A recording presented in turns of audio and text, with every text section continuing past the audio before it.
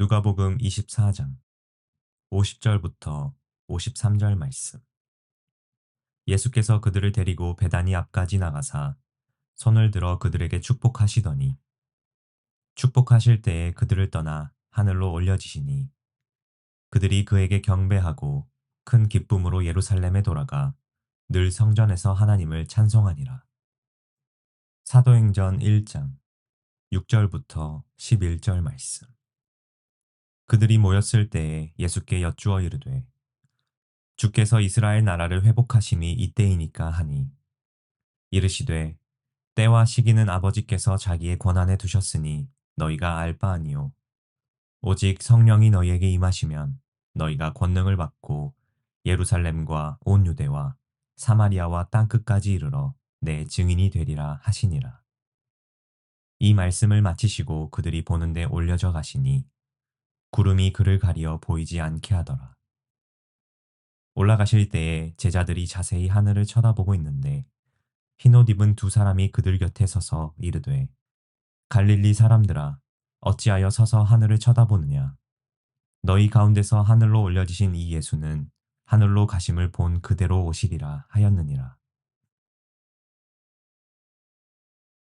좋은 날입니다.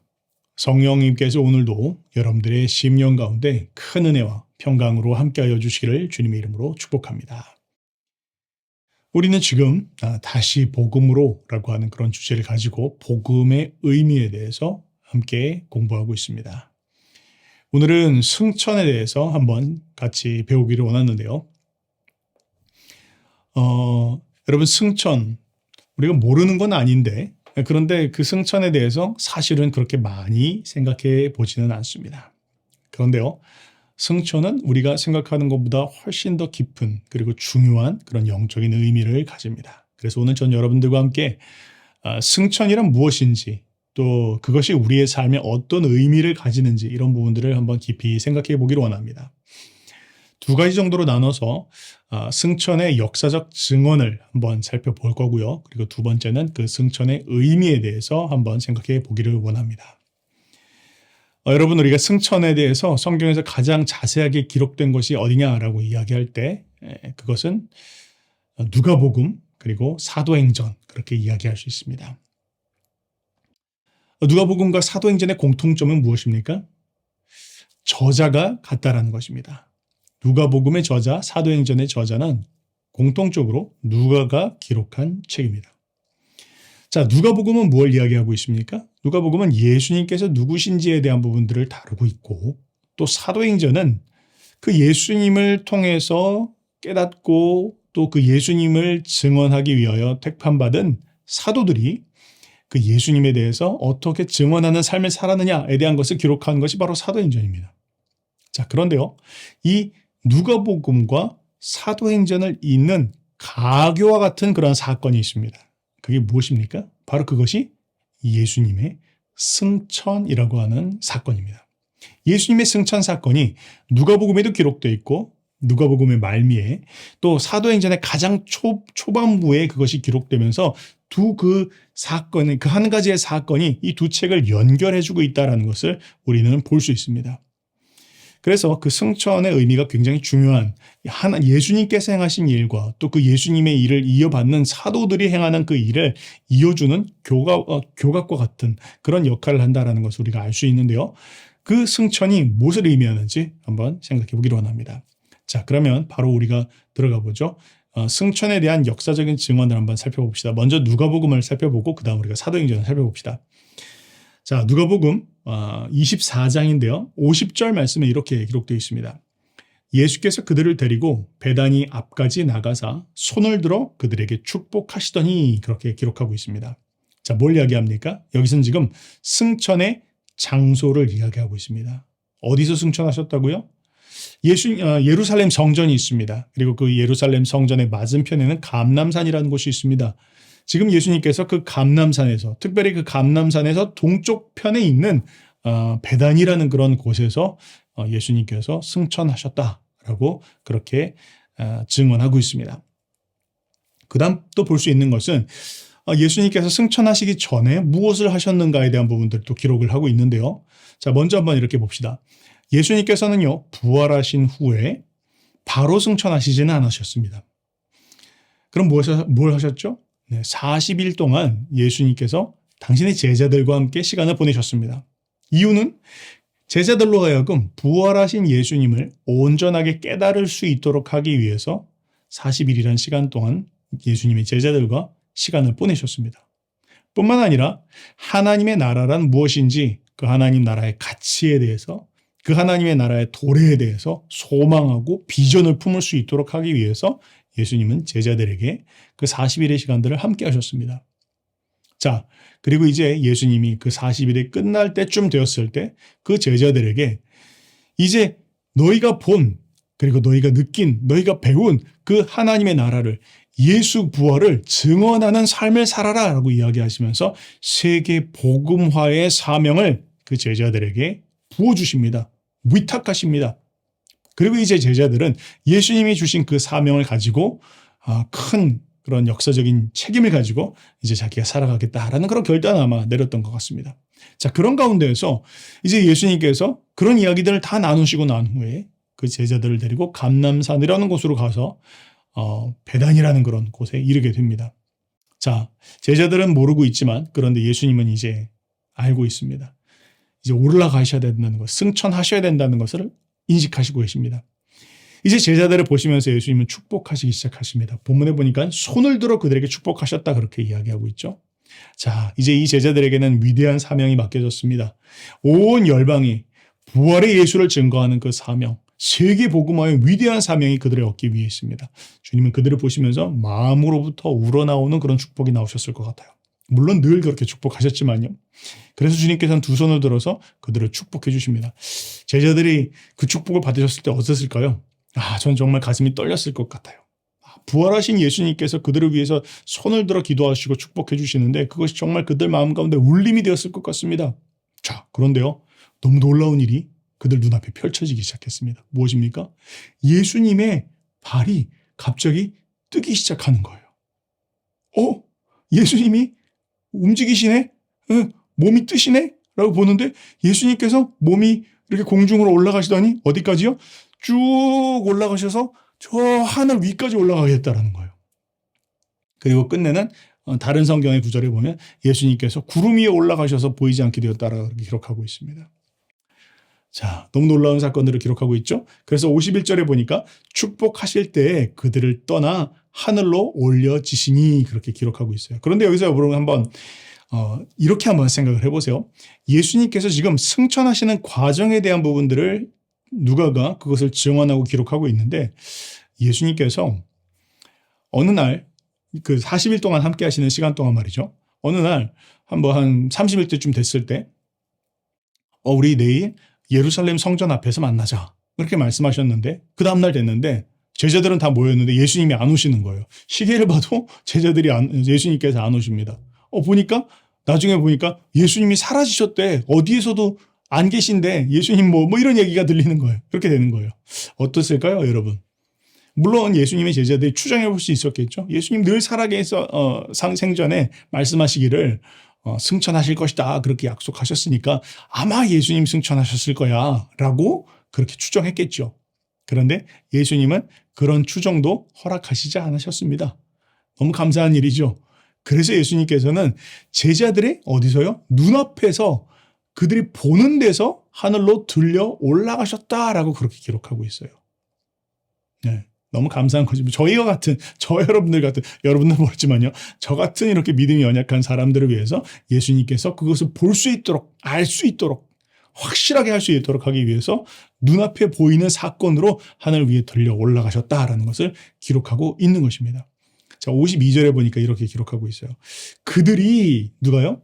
예수님의 제자들이 그에게 경배하고, 여기서 그는 누구일까요? 당연히 예수 그리스도이십니다. 큰 기쁨으로 예루살렘에 돌아가 늘 성전에서 하나님을 찬송하니라 그렇게 기록하고 있어요. 자, 봅시다. 예수님께서는요, 제자들은 예수님을 보시면서 예수님께서 부활하신 후에, 예수님 부활하시기 전에, 그러니까 십자가에 달리시기 전까지 사건들을 생각해 보면 예수님을 위대한 선생으로서 아주 인간적으로 존경할 수 있는 스승 정도로 혹은 어떤 국가의 지도자 이 정도로 아마 인식을 하고 있었을 것입니다. 자, 그런데요. 예수님께서 이제 십자가에 지시고 부활하신 후에 예수님을 본 제자들은 이제 어떻게 인식하기 시작했을까요? 그들은 이제 예수님을 보면서 단지 어떤 인간적인 스승이 아니다. 이분은 인간적인 스승은 아닌데 그런데 초월적인 그런 존재이신데 그런데 점점점 누구시지? 아직 명확하지 않습니다. 분명히 죽음을 이기신 분이니까 야, 정말 신적 존재인데 그런데 아직 그것이 명확하게 정리가 안 된 것 같아요. 40일이라는 시간 동안 예수님께서 많이 설명하셨습니다. 그런데 이제 예수님께서 승천하십니다. 자, 보니까요. 이렇게 기록하고 있죠. 예수님께서 승천하시자 그에게 경배했다 그렇게 표현하고 있어요. 무슨 말입니까? 그 이전까지는요. 예수님은 가르침의 대상이었어요. 예수님으로부터 배웠습니다. 그런데 예수님을 경배했다라고 표현이 된 것은 없어요. 그런데 지금 여기서 처음으로 예수님의 제자들이 예수님을 경배하기 시작했다 그렇게 기록하고 있어요. 뭐예요? 예수님의 제자들이 예수님을 하나님으로 인식하기 시작했다는 거예요. 승천이 그만큼 중요하다는 것이죠. 그냥 예수님께서 가르치시기만 했다면 혹은 예수님께서 죽으시고 부활하시기만 했다면 그걸로도 충분하지 않은데 예수님이 승천하신 모습을 보면서 제자들은 비로소 예수님을 경배하기 시작했다. 이제 예배의 대상으로서 예수님을 인정하고 높여드리기 시작했다는 것을 이야기하는 것입니다. 예수님께서는 그냥 인간적 스승이 아니시다. 그분은 참 하나님의 아들이시고 그들은 우주의 왕이시며 그분은 하나님이시다. 라고 경배하기 시작했다라고 성경은 기록하고 있는 것입니다. 그러니까 이 승천이 얼마나 중요합니까? 우리가 그런 의미를 분명하게 분별하고 깨닫고 그것을 가지고 하나님 앞에 경배하며 나아갈 때도 하나님 하늘 높이 올라가신 주님을 찬양하며 경배합니다. 우리가 그분을 인식할 때 굉장히 중요한 그런 인사이트를 주는 것이 바로 이 승천이라는 사건인 것이죠. 그 다음 우리가 사도행전 넘어가 봅시다. 사도행전도요. 마찬가지로 누가가 누가복음도 썼고 사도행전도 썼는데 누가복음의 마지막 부분 그리고 사도행전의 첫 부분은 동일한 사건, 이 승천이라는 사건을 기록하고 있다고 얘기했죠. 자, 한번 보겠습니다. 6절 말씀은 이렇게 기록합니다. 그들이 모였을 때 예수께 여쭈어 이르되 제자들이 물어본 것이죠. 주께서 이스라엘 나라를 회복하심이 이때이니까 아직도 굉장히 낮은 수준에서 예수님을 인식하고 있어요. 하니 이르시되 때와 시기는 아버지께서 자기의 권한에 두셨으니 너희가 알 바가 아니요. 8절 말씀에 오직 성령이 너에게 임하시면 너희가 권능을 받고 예루살렘과 온 유대와 사마리아와 땅끝까지 이르러 내 증인이 되리라 하시니라. 그러면서 9절에 이 말씀을 마치시고 그들이 보는데 어떻게 해요? 올려져 가시니 구름이 가리어 보이지 않게 하더라. 자, 지금 동일한 사건에 대해서 동일한 저자가 지금 이것을 기록하고 있는데 여기서는 한 가지 사건을 첨가해서 이야기하고 있어요. 어떤 사건이요? 바로 성령 강림이라는 사건을 예수님의 승천과 연결하고 있다는 거예요. 쉽게 이야기하면 예수님께서 승천하시지 않으면 성령께서 강림하시지 않는다는 거예요. 예수님 승천의 이유는 성령 강림의 조건은 예수님이 승천하셔야만 성령께서 이 땅 가운데 오실 수 있다라는 것을 이야기하고 있다는 것이죠. 제자들에게는 안타까운 것입니다. 예수님께서 늘 3년 반 동안 함께 하시고 가르치시고 했으니까요. 옆에 계신 예수님과 이야기하는 건 너무 기쁜 일이죠. 그러나 예수님은 인성을 입고 계셨습니다. 그러니까 동일한 시간대 가운데에서는 한 장소에 있을 수밖에 없습니다. 자, 그러나 제자들에겐 다소 안타까울 수 있지만 그러나 그 예수님께서 승천하시지 않으면 성령께서 임재하실 수, 이 땅 가운데 강림하실 수 없게 되어지십니다. 우리 각 사람의 마음과 심령 가운데 내주하실 수 없게 됐다는 것이죠. 이제 예수님께서 승천하신 후에 그때에야 예수님께서는 성령을 우리에게 보내주게 되셨습니다. 성부, 성자, 성령께서는 한 분이십니다. 때문에 성령께서 우리와 함께 하신다는 것은 바로 그 예수님께서 우리와 함께 하신다는 것입니다. 이제 모든 사람의 마음 가운데 예수님을 믿는 모든 이들의 마음에는 그리스도의 영이 함께하고 있습니다. 그분이 하시는 일도 감당할 수 있습니다. 그분의 뜻도 깨달을 수 있습니다. 그분의 사랑을 느낄 수도 있습니다. 그분이 무엇을 기뻐하시는지도 알 수 있습니다. 이 더 놀라운 일을 위해서 예수님은 하늘 보좌 위로 올려가셨다라고 성경은 이야기하고 있는 것입니다. 자, 그러면서요. 9절 말씀에 이렇게 기록하고 있습니다. 이 말씀을 마치시고 그들이 보는데 올려져 가시니 구름이 그를 가리어 보이지 않게 하더라. 자, 여러분 이게 그냥 뭐 승천에 대해서 이야기한다라고 그냥 생각할 수 있지만요. 사실은 여기서 굉장히 중요하게 생각해 볼 부분이 있습니다. 그것은 무엇입니까? 예수님의 승천이 바로 몸으로 승천하신 것이다라는 거예요. 몸으로 승천하셨다. 그게 굉장히 중요합니다. 여러분 예수님이 성육신 하실 때 무엇으로 이 땅 가운데 오신 것입니까? 몸을 입고 오신 것이죠. 네, 몸이 중요합니다. 그다음 예수님 십자가에 달리실 때 예수님께서 그냥 영만 달리셨습니까? 아니죠. 예수님은 그 몸이 십자가에 달렸습니다. 부활은 어떻습니까? 예수님께서 부활하실 때 무엇이 부활하셨어요? 예수님께서 몸을 입고 부활하셨어요. 그냥 영적 존재로 부활하신 게 아니에요. 자, 예수님이 이제 승천하십니다. 그런데 예수님 승천하실 때 그냥 영만 올라가셨습니까? 아니라는 거예요. 예수님의 몸이 승천하셨다라고 그렇게 이야기하고 있습니다. 너무 놀랍지 않습니까? 그런데요, 보면 11절 말씀에 이렇게 기록하고 있습니다. 이르시되 갈릴리 사람들아 어찌하여 서서 하늘을 쳐다보느냐? 너희 가운데서 하늘로 올려지신 이 예수는 어떻게 해요? 하늘로 가심을 본 그대로 오시리라 그렇게 기록하고 있어요. 이 말은 뭐냐면 예수님의 성육신도, 예수님의 십자가도, 예수님의 부활도, 예수님의 승천도, 예수님의 재림도 몸으로 오시는 재림이다라는 거예요. 이걸 굉장히 우리가 중요하게 인식해야 합니다. 예수님께서는 인성을 입고 인간의 몸을 입고 오셔서 모든 고난을 당하시고 십자가에 달려 죽으시고 부활하시고 또한 예수님이 그렇게 승천하시고 그 몸으로 다시 우리 가운데 오신다라는 거예요. 그리고 우리도 마찬가지로 우리 역시 부활하여 몸으로 주님을 맞이할 것이다 라고 그렇게 기록을 하고 있다라는 것입니다. 때문에요, 여러분 이 승천의 중요한 의미는 무엇입니까? 예수님께서 몸으로 부활하신 것을 통해서 우리에게 천국의 소망을 확신시켜 주시기 위해서 몸으로 부활을 승천하신 거예요. 쉽게 한번 생각해 봅시다. 이렇게 한번 생각해 봅시다. 예수님께서요, 이제 승천하시는데 몸으로 승천하셨다 이렇게 말씀드렸죠. 어디로 가신 것일까요? 네, 당연히 천국으로 가셨을 것입니다. 우리가 천국이 어디 있는지 우리는 알 수 없습니다. 성경이 분명하고 명확하게 천국이 막 이런 곳이다라고 그렇게 막 그려놓고 설명하고 있진 않아요. 그냥 우리가 알 수 있는 것이 있고 알 수 없는 것이 있습니다. 천국은 분명히 성경은 천국이 있다라고 이야기는 하지만 그런데 그 천국의 물리적인 것에 대해서는 그렇게 이야기하고 있지 않습니다. 그냥 하늘 위에 어디냐? 하늘인 것 같긴 한데 대기권 어디 있나? 혹은 뭐 화성과 금성 사이에 있나? 혹은 뭐 저 은하계 뒤에 있나? 우리가 알 수 없습니다. 성경은 거기에 대해서 뭐 명확하게 말씀하고 있지 않기 때문에 우리가 추정할 수 없습니다. 그러나 대신에 성경에서 이야기하고 있는 것이 있죠. 천국은 어떤 곳이냐라고 이야기할 때 오늘 지금 이 예수님께서 올라가신 것처럼 천국은 하늘에 있다 그렇게 우리가 생각해 볼 수 있습니다. 예수님께서도 하늘 위로 올라가셨고 또 구약에 보면 엘리야라든지 이런 사람들이 하늘 위로 올라가서 하나님 앞에 갈 때 하늘 위로 올라간 그런 사건들을 기록하고 있죠.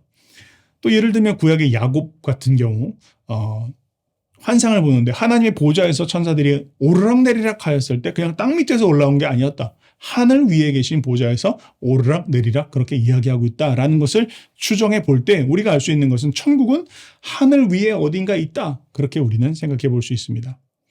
자, 그러면서 또한 우리가 생각해 볼 수 있는 건 천국은 어디냐? 천국은 어떤 영적으로만 존재하는 것이 아니라 육신으로 썩지 않고 쇠하지 않는 몸을 가지고 영원히 사는 것이다라는 것을 우리는 또 알 수 있습니다. 예수님께서 그것을 지금 보여주시는 거죠. 예수님이 몸을 가지고 바로 그곳으로 올라가셨다는 것을 통해서요.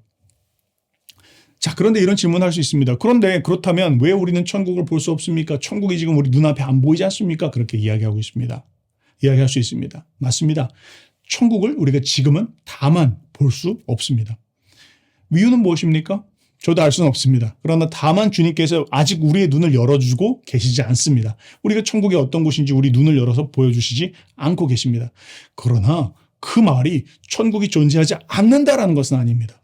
분명히 엄연히 존재하는 실체입니다. 다만 우리 눈에 지금 볼 수 없는 것입니다.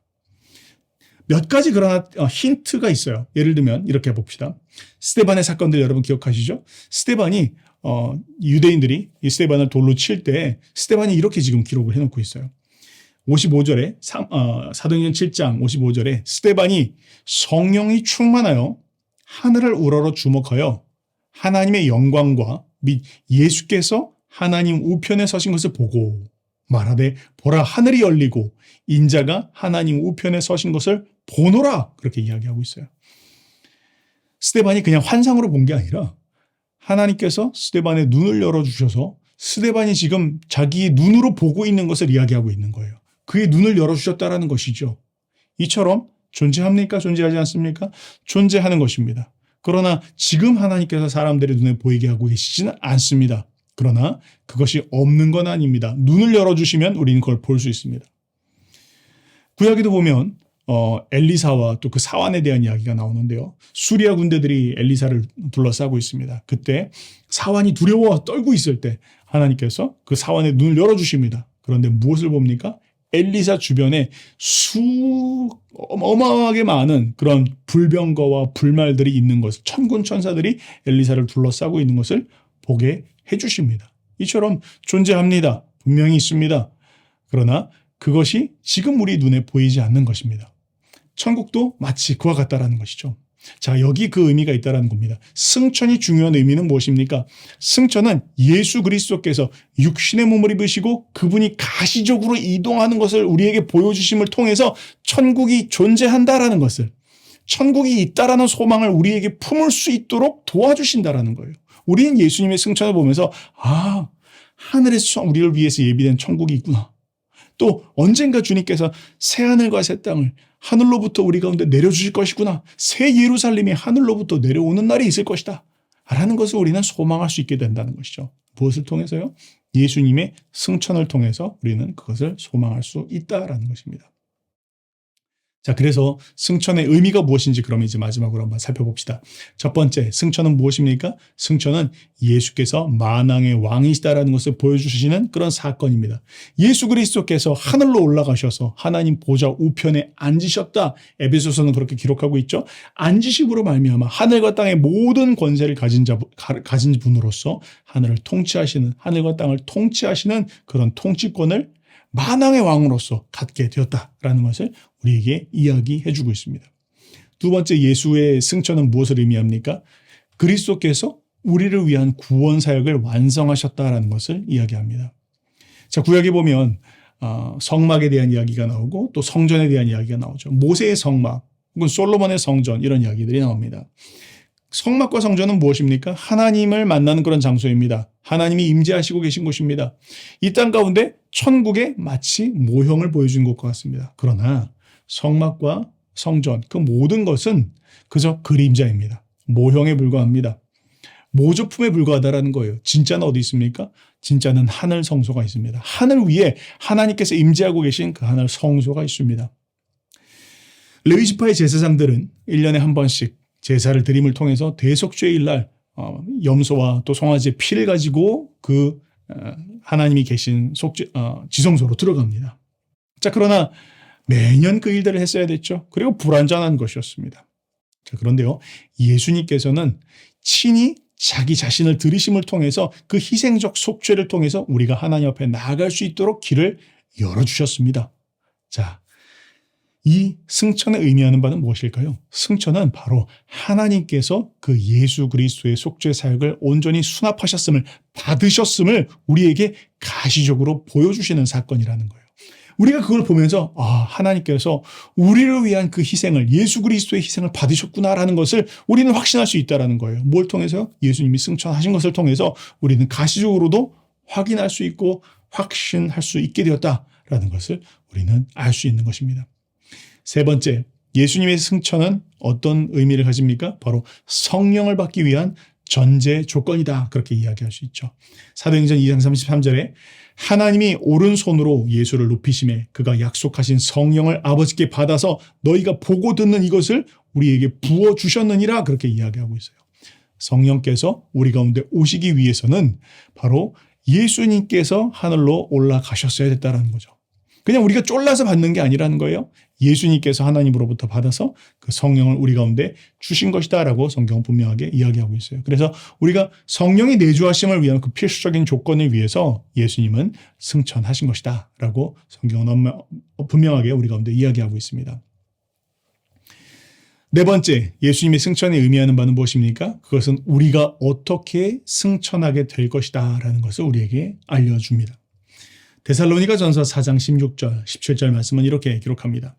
주께서 호령과 천사장의 소리와 하나님의 나팔 소리로 친히 하늘로부터 강림하시리니 그리스도 안에서 죽은 자들이 먼저 일어나고 그 후에 우리 살아남은 자들도 그들과 함께 구름 속으로 끌려올려 어떻게 해요? 끌려올려 누구처럼? 예수님처럼 공중에서 주를 영접하게 하시리니 그리하여 우리가 항상 주와 함께 있으리라. 자, 뭘 이야기합니까? 그리스도의 승천은 우리의 승천을 위한 예고편과 같아요.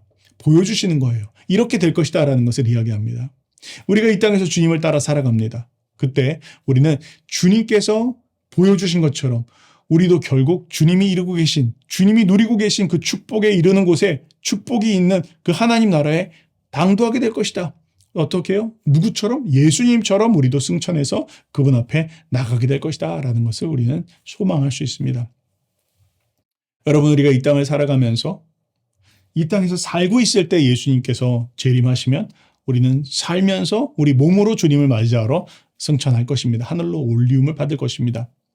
만약 우리가 죽는다면 어떻게 될까요? 우리가 죽는다면 죽음에서 부활하는 사건을 경험할 것입니다. 그리고 부활하여서 주님의 오심을 하늘로 들림받아 우리가 들림받아 예수님을 맞이하게 되어질 것입니다.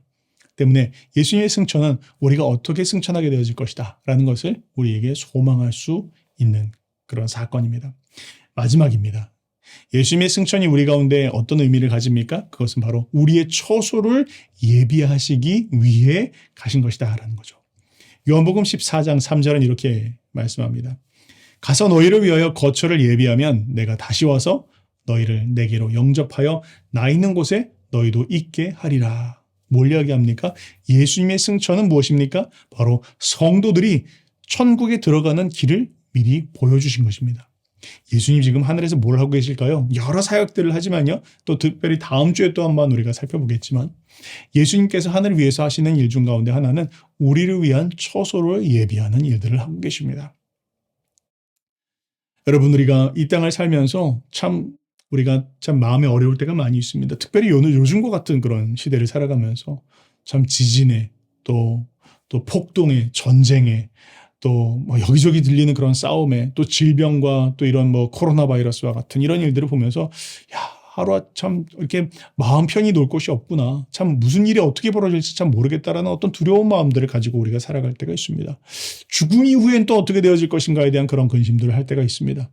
그러나 예수님께서 승천하시는 그 사건을 통해서 우리 가운데 보여주기를 원하시는 그 확신이 있습니다. 그것이 뭐냐면 너희를 위해서 내가 지금 처소를 예비하러 간 것이다 라고 주님은 그렇게 말씀해 주셨고 그렇게 승천하셨다라는 것입니다.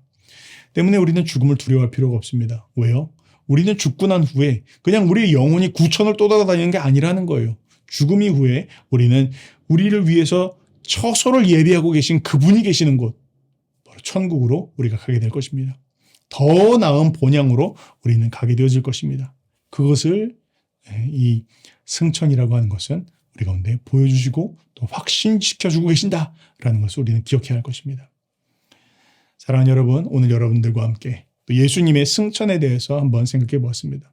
평소에는 뭐 승천, 하늘로 올라가셨지 이렇게 그냥 쉽게 끝나는 것이지만 그러나 그 승천이 우리에게 말씀하시는 또 우리에게 주기를 원하시는 그 확신이 어떠한 것인지 오늘 더 깊은 묵상 또 한번 배워보았습니다. 이것을 우리의 삶 가운데 붙잡읍시다. 여러분들 10년 가운데 혹시 우울한 마음이 든다면 내일 일이 어떻게 되어질까 근심한다면 죽음 이후에는 어떻게 될까 염려되어지고 슬픈 마음이 든다면 여러분들이 말씀을 다시 한번 찾아보시고 묵상해 보시기 바랍니다.